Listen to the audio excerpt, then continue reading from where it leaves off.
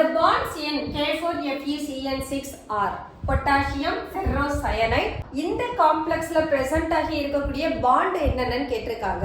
இந்த காம்பவுண்ட நம்ம aqueous சொல்யூஷன்ல எடுத்தோம்னா it dissociates into potassium and ferrocyanide ion.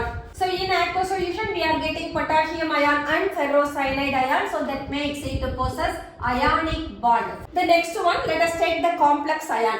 Complex அயான்ல நமக்கு அயனும் இருக்கு சயனைடும் இருக்கு. இப்போ நம்ம சயனைடு எடுத்துக்கிட்டோம்னா the cyanide it is a negatively charged ion. இந்த சயனைட்ல கார்பனுக்கும் நைட்ரஜனுக்கும் இடையில பிரசன்ட் ஆகி இருக்கிற bond covalent bond, because we can represent the bond between carbon and nitrogen like this.